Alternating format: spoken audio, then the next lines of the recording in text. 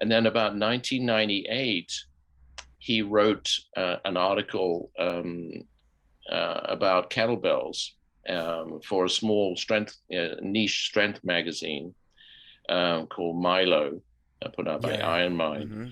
And people kind of started, particularly someone called Steve Maxwell, got very excited. A lot of the kind of strength aficionados, people who really were there in that world, Mm-hmm.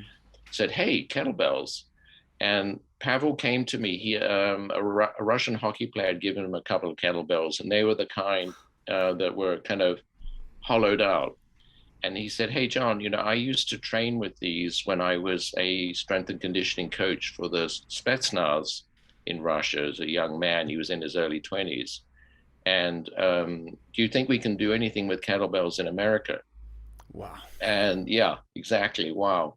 And like the only thing that was around at that time were these adjustable kettlebells. Iron Mind was selling adjustable kettlebells, and So there not was very, there was some that. There was that. No one small was paying piece. attention to them. There was no Mm-hmm. book, there was no Mm-hmm. video, Mm. there was nothing. Wow. And obviously kettlebells have been around in the States and in England and Mm-hmm. Mm-hmm. Germany Yeah. Europe. back in the day, Mm-hmm. Mm-hmm. but they completely gone out of Yeah. fashion. There'd been the rise of the machines. Yeah. It Rise was of the machines, exactly.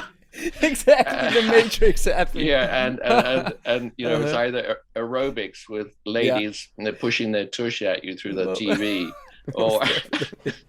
or Most it definitely. was Yeah. Jane Fonda, Yeah. or it was the machines, Yeah. and Nautilus and then it was like, Arthur and then Jones, yeah. Pavel, and then there was a lot of like bodybuilding, straining away with Mm-hmm. huge weights and Mm-hmm. puffing up your muscles. And Mm-hmm. Pavel was very much into functional strength, and there was something very, it seemed like something that could be very appealing about kettlebells. Mm-hmm. So I said, yeah, let's go ahead and do this. I said, if we're going to be successful with kettlebells, we need to be the authorities.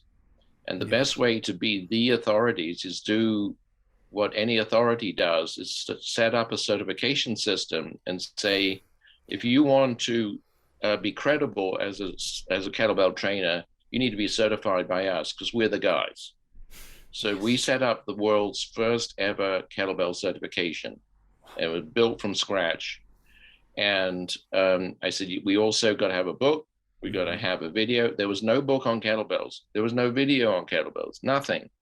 So Fairyland. Wow. yeah, so Pavel, by 2001, Pavel came out with some of the core kettlebell exercises that he had learned Mm-hmm. in Russia.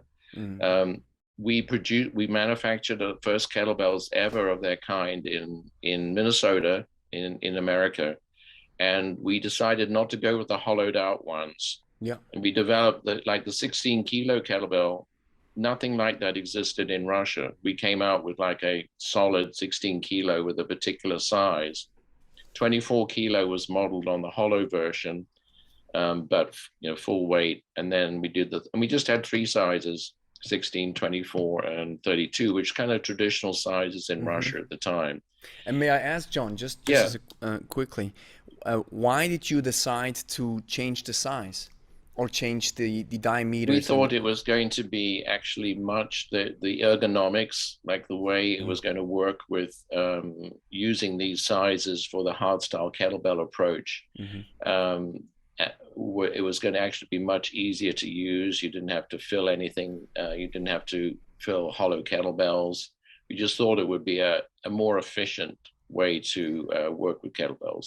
So you were the originators of the cast iron as Yes, we know it, yes. Those and first sizes, yes, wow, and now they are everywhere, everywhere. and so I don't know if this I don't want to ask too much, but that's just Yeah, my yeah, curious nature.